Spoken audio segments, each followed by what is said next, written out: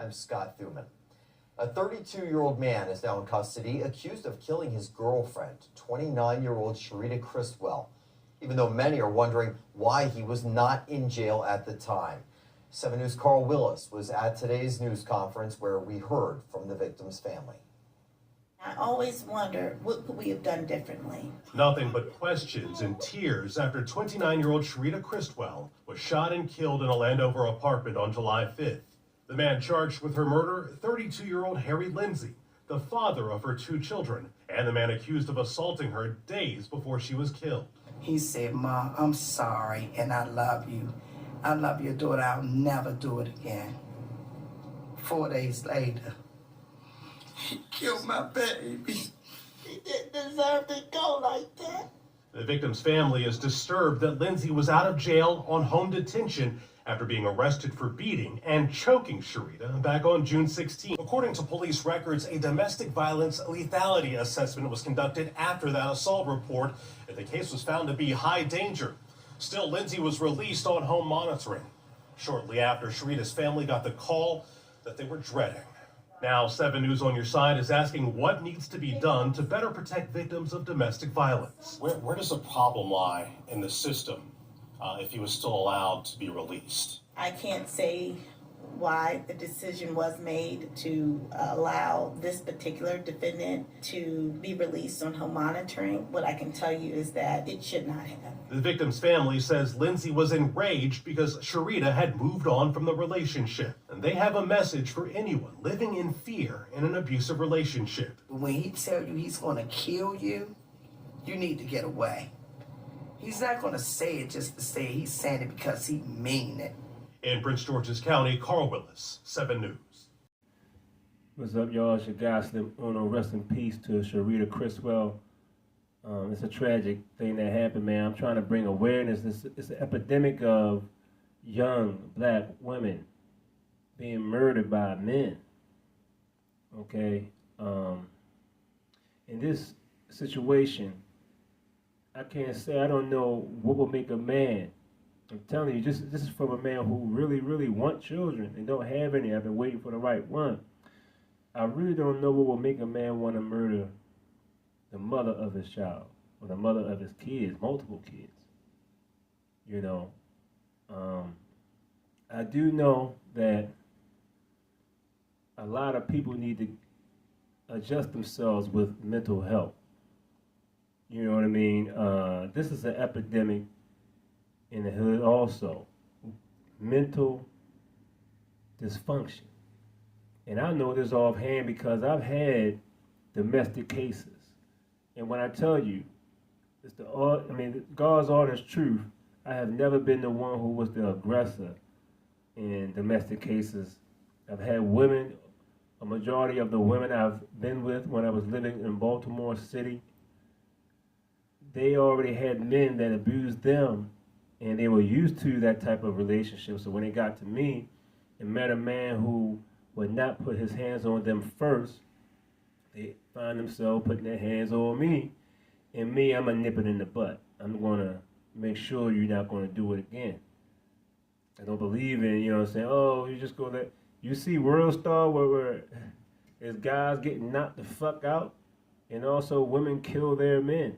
You know what I mean? And I've been in situations where women have done some crazy things, you know what I mean, because of simple arguments. It was never me doing anything really, truly wrong. I'm telling y'all the truth about that. You know, so I still have a scar where the woman I consider my first love, when she was abused by, a couple of men, but when she first put her hands on me, it was a simple slap. The second time, she punched me up about a good 15, 20 times, and I had to grab her and just sling her on the bed and say, calm down. The third time, she tried to stab me and had to block it with my hand. I still got the scar right there. Had to block it with my hand, grab her up. You know what I mean? Tell her what the fuck is you doing, you know what I mean? Like, in the situation had to be dissolved. Mental health is a huge problem in our community. And I'm not just saying in our community, it goes on in any community. Chinese, you know what I mean, European white community, you know what I mean. It goes on in all communities, but like I'm focused on helping our people, but all people. If you're dealing with domestic disturbances, man, you need to get out of that situation as soon as possible, or get y'all to go to some counseling. But I will say, this thing with killing your woman that have your children, I just can't understand it. I can't overstand it. You know, how can a person get that angry to kill the person who birthed their children? And look at our mothers out here. And see, this is what I'm talking about when it comes down to the different violence that's going on in the urban community, period. We are causing our mothers, black mothers that look like your mom, look like my mom. And even if you have a mother that you didn't love because, you know, whatever situation may be, whoever you was raised by, your grandmother, your auntie, whoever it was, older sister, whoever it was, picture someone doing this to them. You understand what I'm saying? It's like, why are we causing our women to cry in such a way, deaths over their children, and death, period? Why are everybody in the hood have to be devastated every single year of death and destruction in our neighborhoods? And see, this is why State of Organized Blacks is important, because this is what I am trying to stop.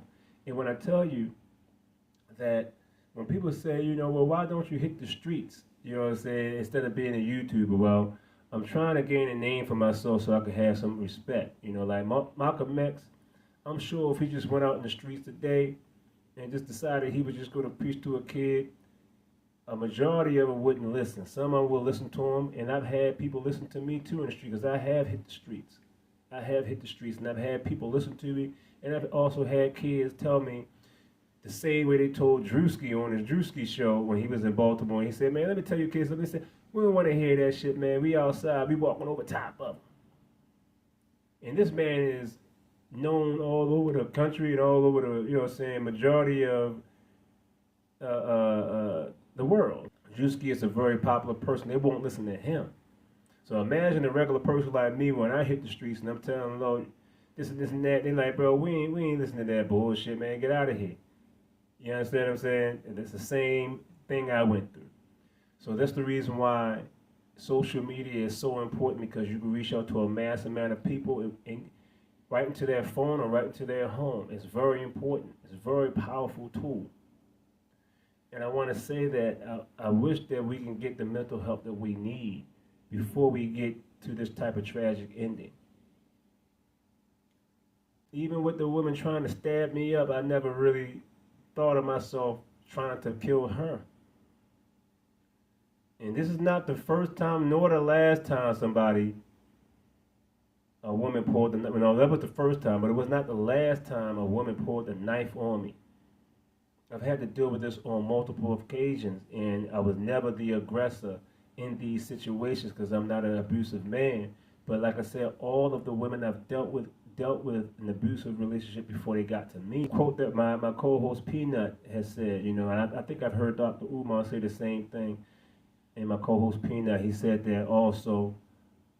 He said, man, we have the father's body, but the mother's mental being raised by our moms, so we snap easily. We have very emotional men snapping on each other and snapping on their women in the streets. That's one of the reasons why we have an epidemic of murder and chaos in the streets, because men weren't raised by men and don't know how to deal with somebody who just coming at them aggressive or with some anger, and just be like, look, man, you know what I mean? And be able to recognize it, knowing that you sometimes get upset and be like, man, look, go kill that noise, man, you know, and move on or whatever, or try to de-escalate it. You know what I'm saying? Not every time it doesn't have, you don't have to snap on people and result to violence. That's what I'm saying.